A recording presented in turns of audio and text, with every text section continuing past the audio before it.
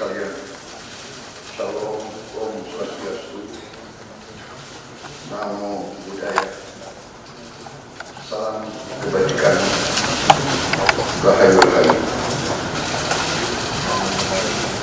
Saudara-saudara sekalian, para anggota kabinet Merah Putih yang saya hormati dan saya hormatkan, Wakil Presiden yang saya hormati, para Menko, Ketua Dewan Ekonomi Nasional, para Ketua Badan, Panglima TNI, Kapolri, Jaksa Agung yang saya hormati, Kepala BIN. Saudara-saudara sekalian, sekarang saya kira adalah suatu momen bersejarah. Ini adalah sidang kabinet paripurna pertama yang saya pimpin. Kabinet yang kita sepakati, kita beri nama Kabinet Merah Putih, untuk menjadi suatu simbol persatuan, simbol kebersamaan, simbol kebangsaan. Saya terus-menerus sudah beberapa tahun ini maju ke hadapan rakyat Indonesia, pada semua pemimpin politik, pemimpin masyarakat, pemimpin agama, pemimpin pengusaha. Saya terus-menerus menekankan pentingnya persatuan.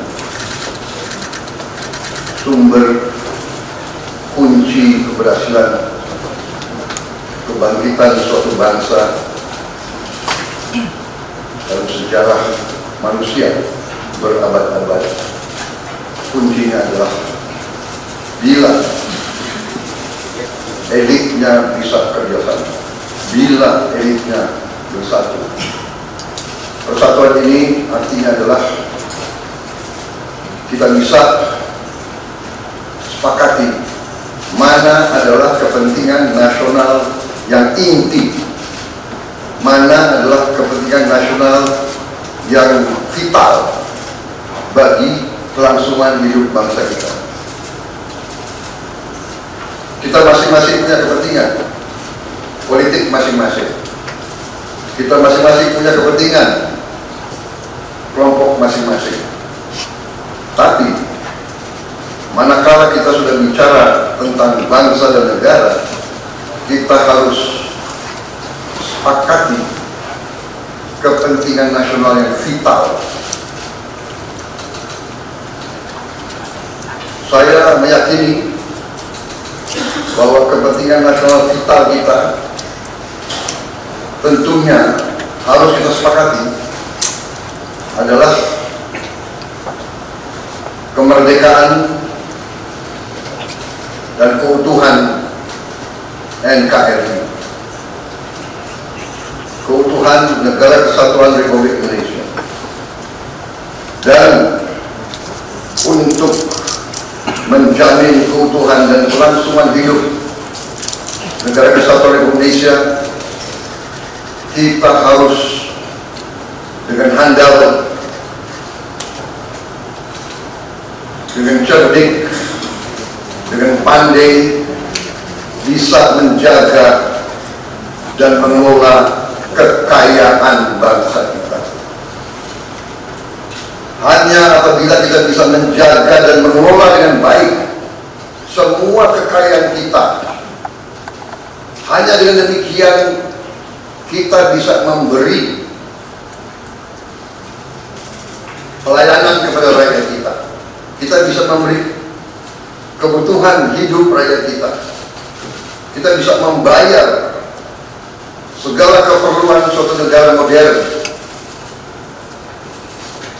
Dan diantaranya tentunya adalah menjamin kedaulatan bangsa. Saya ingatkan saudara-saudara sekalian, jangan sampai kita lupa dengan Undang-Undang Dasar kita sendiri, Undang-Undang Dasar 1945, yang jelas dalam pembukaannya tertera tujuan-tujuan nasional kita, di mana tujuan-tujuan nasional kita sangat jelas oleh pendiri-pendiri bangsa kita. Tujuan pertamanya adalah melindungi segenap bangsa Indonesia dan seluruh tumpah darah Indonesia. Ini tujuan nasional yang pertama, untuk kita survive. Karena itu kita perlu memikirkan apakah kita sudah cocok atau tidak investasi kita kepada pertahanan bangsa Indonesia. Kedua, tentunya memajukan kesejahteraan umum.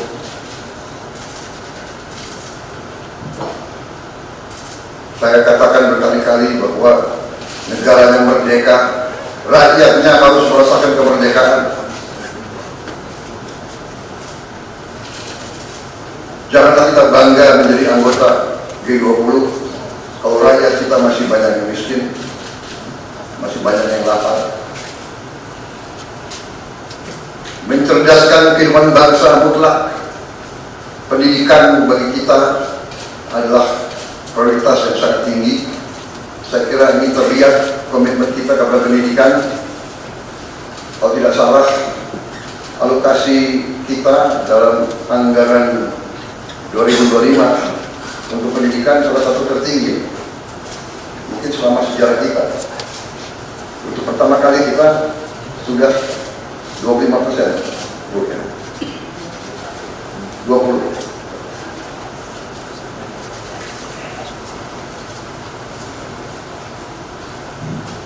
Jadi masalah pendidikan sangat utama. Ya, tentunya tujuan nasional keempat, kita juga hadir dalam pergolakan ataupun interaksi dunia, di mana kita harus selalu membela kemerdekaan bangsa-bangsa. Dan karena itu, mau tidak mau Indonesia harus kuat. Saudara sekalian, dalam hal ini semua ada beberapa penekanan dari saya. Saya paham bahwa kita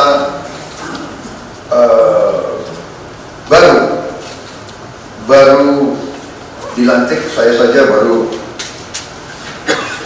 3 hari, saudara-saudara baru 2 hari dilantik. Dan saudara-saudara, saya persilakan secepat mungkin, terutama bagi menteri-menteri yang baru, silakan konsolidasi sendiri, mengatur sendiri secepat mungkin administrasi saudara dan tim saudara di kementerian dan badan masing-masing. Penyusunan tim sangat penting. Tim yang baik, tim yang bisa kerjasama akan memudahkan kita mencapai target-target yang kita tentukan. Saudara-saudara, saya sangat mengutamakan kerjasama sebagai tim.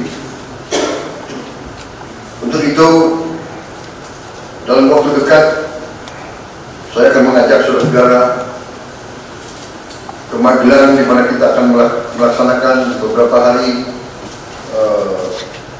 menambah pembekalan, kemudian kita akan adakan koordinasi di tempat di Magelang, Jawa Tengah, di kawasan Akademi Militer. Hal itu saya nilai bahwa banyak manfaat, akan membawa banyak manfaat, karena sesungguhnya lahirnya Republik kita memang proklamasi di Jakarta, tetapi ujian proklamasi berada di daerah-daerah di mana pejuang-pejuang kita melaksanakan perebutan kemerdekaan secara fisik. Dan daerah Magelang merupakan suatu sentra perlawanan kita terhadap penjajah. Mulai ratusan tahun dikenal sebagai daerah perjuangannya Pangeran Diponegoro di antara 5 gunung. Itu saya kira cukup membawa suatu aura tradisi keberanian, tradisi heroisme, tradisi cinta tanah air. Saudara-saudara sekalian, jumlah anggota kabinet kita sebanyak 48 menteri. Juga ada badan-badan yang sangat strategis. Ini memang lebih banyak dari pemerintah sebelumnya. Jumlah ini saya sadari memang bisa dianggap tergolong besar, tapi memang bangsa kita bangsa yang besar. Kita tidak dapat pungkiri bahwa kita negara keempat terbesar di dunia dari jumlah penduduk. Dari luas wilayah kita, luasnya sama dengan Eropa Barat, di mana Eropa itu terdiri dari 27 negara, kita satu negara. Mengelola Eropa itu membutuhkan 27 menteri keuangan, 27 menteri pertahanan, 27 menteri dalam negeri. Saudara-saudara, kita seluas Eropa. Saudara-saudara sekalian, kita juga memilih sistem politik demokratis. Kalau kita negara otoriter, mungkin kita cukup menjalankan semua dengan jumlah penduduk yang sedikit. Jadi saudara-saudara, ini tidak masalah. Yang penting kita bekerja dengan efisien. Yang penting kita tidak bekerja dengan seenaknya. Saya minta Menteri Keuangan, saya minta semua Menko, saya minta semua menteri telusuri lagi alokasi APBN, pelajari lagi DIPA, pelajari lagi. Saya minta detail kegiatan-kegiatan yang terlalu seremonial, terlalu banyak seminar, terlalu banyak salah sehat, terlalu banyak konferensi, terlalu banyak perjalanan luar negeri, mohon dikurangi. Kita harus memberi contoh. Fokus kita adalah pembangunan ekonomi, kesejahteraan rakyat ke dalam. Jangan mengada-ada, studi banding, belajar pramuka ke negara lain. Ya. Saya minta efisien. Saudara-saudara, kalau saudara perhatikan dalam pemerintahan yang saya bentuk, saya perkuat kepala staf kepresidenan. Saya perkuat itu. Saya ada tambahan lagi Badan Pengendalian Pembangunan dan Investigasi Khusus. Tugas mereka adalah memonitor semua program semua proyek yang kita akan lancarkan. Saya juga membentuk suatu badan baru, Badan Percepatan Pengentasan Kemiskinan. Badan ini akan mempelajari, akan mengikuti semua program-program perlindungan sosial, semua program-program bantuan ke bagian golongan rakyat yang masih perlu bantuan.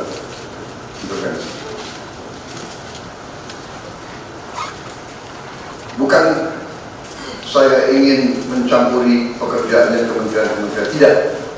Tapi saya ingin membantu. Di mana ada bottleneck, di mana ada kesulitan, segera kita atasi.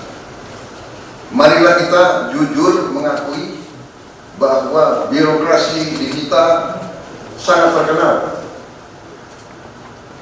Sangat terkenal.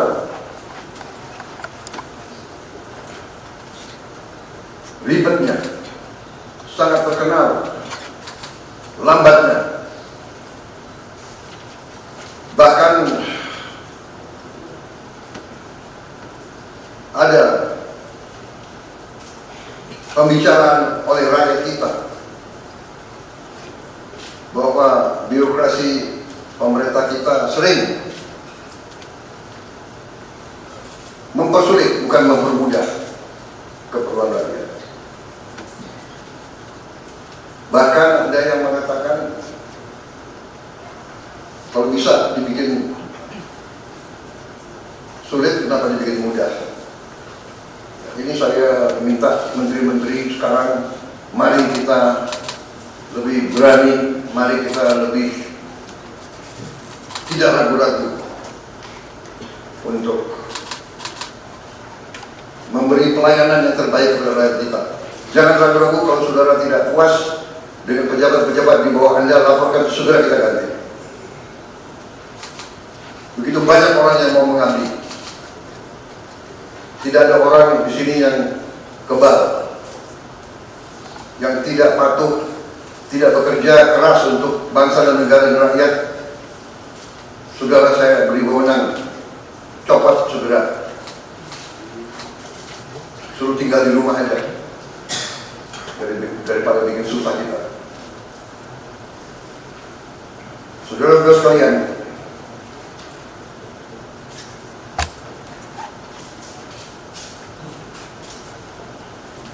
saya kira dalam waktu dekat saudara-saudara akan segera menyiapkan program kerja saudara masing-masing. Saya beri kesempatan segera, dan sewaktu-waktu terus saya akan panggil koordinasi. Tadi pagi sebelum sidang kabinet saya sudah koordinasi sama beberapa menteri, dengan Jaksa Agung, dengan BPKP, dan besok pun kita akan lanjutkan. Ada beberapa pengarahan dari saya, Menteri Bappenas, pastikan semua program dan kegiatan di semua kementerian lembaga mempunyai kontribusi yang signifikan, terukur, dan saling bersinergi. Pelajari kembali semua proyek. Jangan ada proyek yang mercusuar. Semua ditujukan kepada yang saya sampaikan pada pidato saya di depan Majelis Permusyawaratan Rakyat pada kali pelantikan saya. Kita harus swasembada pangan. Itu prioritas dasar karena situasi global. Perang besar bisa pecah setiap saat. Kita harus jamin kemampuan kita memberi makan rakyat kita sendiri. Swasembada energi mutlak. Kita bersyukur kita punya sumber alam yang sangat besar. Kita sekarang tidak boleh ragu-ragu memanfaatkan memanfaatkannya sebaik-baiknya.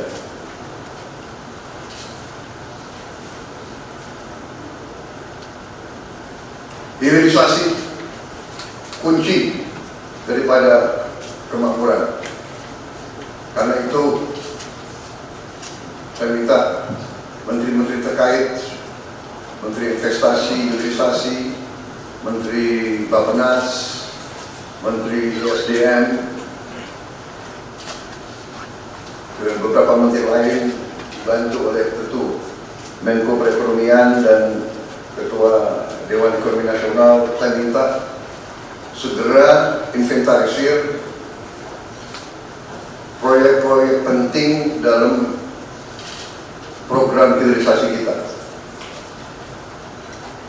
26 komoditas, proyek-proyek yang vital dalam 26 komoditas tersebut yang harus dihilirisasi segera dirumuskan, bikin daftar, dan kita segera untuk mencari dana sehingga kita bisa mulai hilirisasi dalam waktu yang sesingkat ini. Kemudian program makan bergizi, Kepala Badan Gizi Nasional dan semua KL untuk siapkan, segera kita mulai dengan bergerak cepat, tepat sasaran, terukur, tapi jangan takut dengan kesulitan. Saya masih mendengar beberapa tokoh meragukan kemampuan kita untuk laksanakan itu. Saya tidak katakan bahwa ini bisa selesai dalam 1 minggu, 2 minggu, atau 3 bulan. Tidak ada di antara kita yang punya tongkat Nabi Sulaiman. Tapi kita bisa berhitung, kita bisa mengelola, kita bisa alokasi dana, kita bisa kerahkan sumber daya, dan kita akan mencapai target yang kita tentukan. Saya hakul yakin, saya pertaruhkan kepimpinan saya. Bagi saya, makan bergizi untuk anak-anak dan ibu hamil ini adalah strategik. Yang tidak mendukung hal ini, silakan keluar dari pemerintah yang saya pimpin.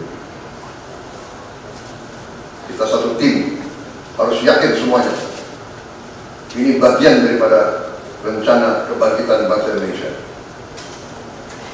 Dan sesudah itu, tentunya yang saya katakan pendidikan sangat mutlak. Saya sudah panggil Menteri Pendidikan Tinggi, Sains dan Menteri Pendidikan Dasar Menengah. Kita sudah mempunyai gambaran besar bagaimana kita segera akan menyentuh semua anak-anak kita. Kita akan gunakan teknologi untuk mempercepat membawa pendidikan kepada anak kita. Dan ini sesudah itu tentunya kesehatan juga penting. Demokratisasi yang paling cepat, yang paling dirasakan oleh rakyat adalah pendidikan dan kesehatan. Kalau kita bisa memberi pendidikan yang terbaik untuk anak-anak kita, kesehatan yang memadai untuk seluruh rakyat kita, itu adalah demokrasi yang sebenarnya. Menteri Kesehatan teruskan reformasi kesehatan, atasi kekurangan dokter dan tenaga kesehatan. Kita punya program khusus, nanti kita bahas itu sendiri. Ini semua harus ditopang oleh pertahanan yang kuat,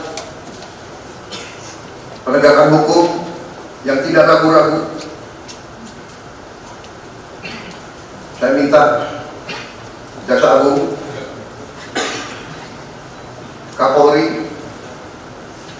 BPKP, Badan Intelijen Negara, fokus ancaman berat bagi kita,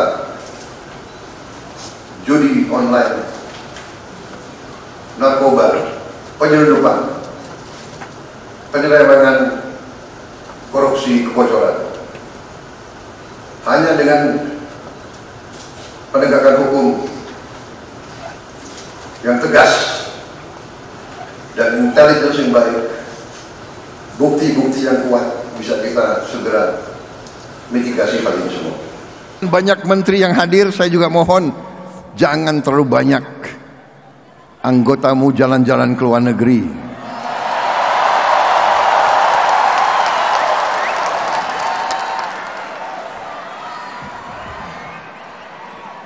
Kalau mau jalan ke luar negeri, pakai uang sendiri boleh.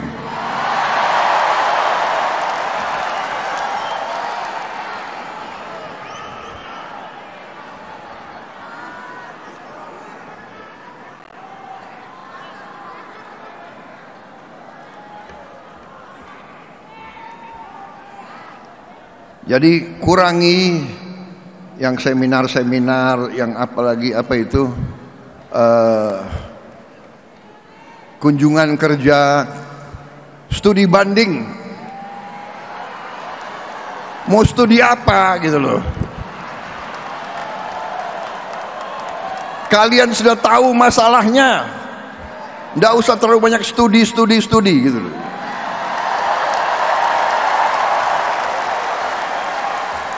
Ini gampang diucapkan tapi ujungnya sulit dilaksanakan, apalagi oleh ketua-ketua partai. Betul? Karena saya juga mengalami. Berapa tahun yang lalu sebagai ketua umum Gerindra, saya keluarkan kebijakan kurangi jalan-jalan ke luar negeri. Tahu-tahu datang perwakilan dari beberapa kabupaten, saya nggak sebut daerah mana, pokoknya sebelah timur dari Banyuwangi, kisi-kisi, boleh kan saya kasih kisi-kisi, tapi saya nggak sebut daerahnya mana, pokoknya sebelah timur dari Banyuwangi. Sebelah timur bisa NTT, bisa datang lima anggota DPRD kabupaten, 5 datang ke tempat saya. Pak, kami mohon Pak, karena Bapak kan sudah kasih larangan ke luar negeri Pak. Rupanya 5 orang ini baru terpilih jadi anggota DPRD kabupaten di pulau itu yang sudah. Pak, kami Pak seumur hidup kami belum pernah ke luar negeri Pak.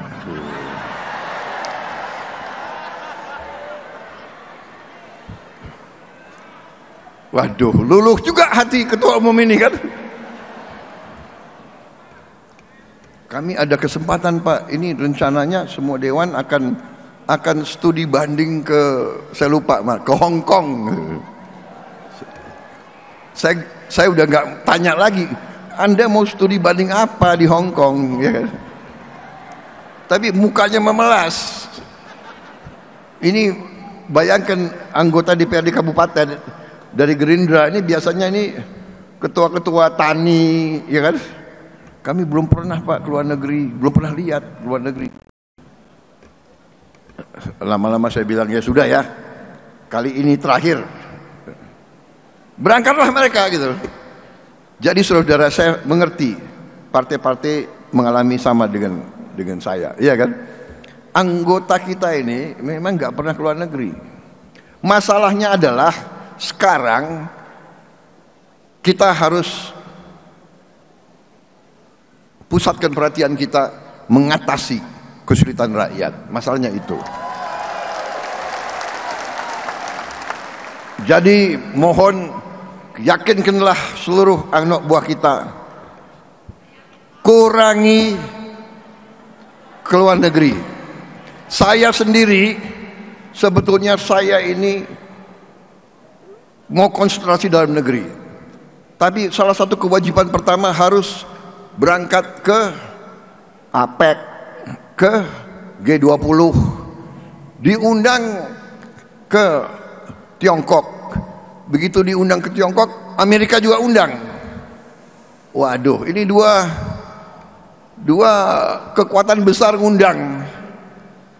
Yang nggak berani saya nolak, ya kan? Demi rakyat harus saya berangkat ke situ. Ya, jadi saya minta izin, bukan Prabowo jalan-jalan ke luar negeri ya. Saya lebih suka di dalam negeri, saya lebih suka ngurus saudara-saudara sekalian. Tapi untuk rakyat saya juga harus berhubungan baik dengan semua negara. Karena Indonesia mengambil jalan 1000 kawan terlalu sedikit, 1 lawan terlalu banyak. Indonesia, pemimpin Indonesia harus menjaga bahwa Indonesia, rakyat Indonesia, bangsa Indonesia tidak terseret ke dalam pertikaian orang-orang lain. Kita tidak mau terseret, kita tidak mau terlibat, kita hormati semua negara. Untuk itu saya harus yakinkan mereka semua. Itu sikap kita. Kita hormati semua bangsa, hormati semua kekuatan. Saya katakan kepada mereka, kita ingin jadi tetangga yang baik, kita ingin jadi mitra yang baik.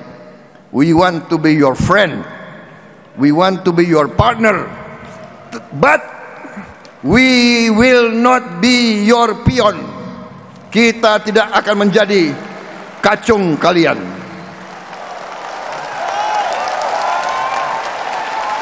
Kita ingin jadi sahabatmu, kita ingin jadi mitramu, kita ingin jadi partnermu. Kita tidak mau jadi kacung kalian. Rakyat Indonesia, rakyat merdeka ingin hidup dengan terhormat.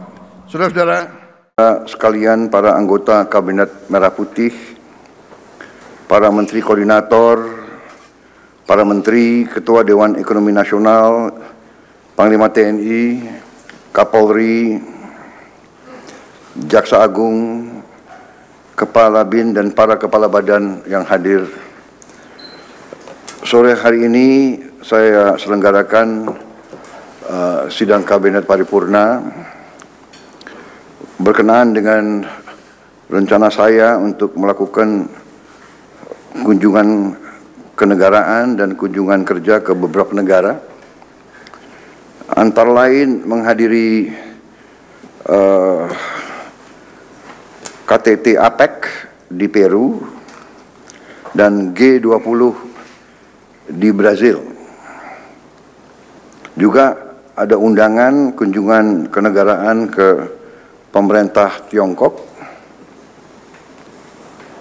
kunjungan kehormatan ke Amerika Serikat, dan juga kunjungan kerja ke Inggris untuk menjumpai Perdana Menteri Inggris.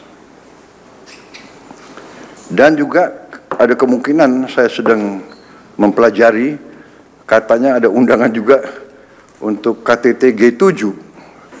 Kita diundang juga, karena ini berarti sesuatu kehormatan ya. Indonesia dianggap juga pantas diundang ke G7. Jadi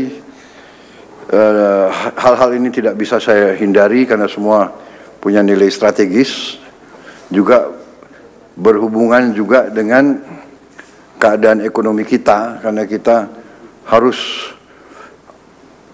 berunding, harus juga menggali potensi-potensi yang ada dan menyelesaikan masalah-masalah yang krusial dan yang strategis dengan kelompok-kelompok negara tersebut yang bisa dikatakan merupakan blok ekonomi yang sangat penting, sangat krusial untuk kelangsungan hidup ekonomi kita.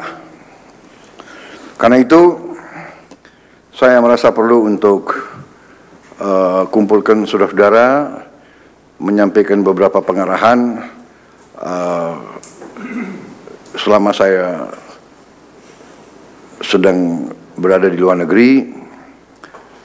Tetapi saya kira dengan teknologi sekarang, ada Vicon dan sebagainya, jadi hal-hal yang saya anggap penting kita bisa melaksanakan suatu pertemuan melalui video conferencing. Dan saya juga menyampaikan ke saudara-saudara, jangan ragu-ragu kalau ada masalah apapun. Kalau saudara sudah menyampaikan ke Menko, tapi saudara masih ingin suatu kejelasan dari saya, jangan ragu-ragu untuk menghubungi saya. Juga jangan juga ragu-ragu untuk telepon saya terbuka. Saudara-saudara boleh telepon langsung, ya. Kita tinggalkan sekarang hal-hal yang terlalu protokoler, terlalu feodal. Tidak ada. Kita ini adalah kolega, kita mengabdi sama-sama ke rakyat. Saya menduduki posisi mungkin bisa dianggap ya pemimpin daripada tim kita. Ya, memang saya mandataris, saya menerima mandat dari rakyat bersama saudara wakil presiden, tapi kita adalah sama dalam kewajiban tanggung jawab kepada rakyat. Jadi silakan gunakan teknologi, ya. Tetapi tentunya hal-hal yang rawan tidak perlu lewat telepon, ya kan? Ini zaman modern ini banyak telinga yang ingin dengar, ya kan? Jadi, tapi kalau saudara ingin menyampaikan hal-hal yang penting, silakan, ya. Saya membuka pintu. Sudah memberi instruksi kepada Wakil Presiden dan Kabinet Merah Putih hal-hal yang digunakan sebagai pedoman. Saya kira tidak ada yang luar biasa, tetapi saya juga memberi petunjuk dalam upaya kita minggu-minggu ini, 1-2 bulan ke depan, kita siapkan benar-benar semua persiapan untuk kita mulai bekerja keras tahun 25 untuk memenuhi program-program yang sudah kita canangkan, khusus dalam upaya besar kita untuk menciptakan pemerintahan yang bersih dari penyelewengan, bersih dari ketidakefisiensi, bersih dari manipulasi, bersih dari kong kali kong dengan pihak-pihak lain. Saya memberi petunjuk kepada semua pihak dalam pemerintah, terutama Kabinet Merah Putih, untuk bertindak dengan tegas tapi dengan arif, dan tidak boleh ada unsur-unsur politis dalam melaksanakan katakanlah kampanye ini. Harus tegas, harus berani, tapi juga upayanya harus bersih dari muatan-muatan politis dan dari dendam-dendam politik. Yang kita ingin ciptakan adalah suasana pemerintah bersih. Saya kira itu yang saya sampaikan. Saya mohon doa restu, dan saya percaya Wakil Presiden dan semua Kabinet Merah Putih akan menjalankan pemerintahan dengan sebaik-baiknya.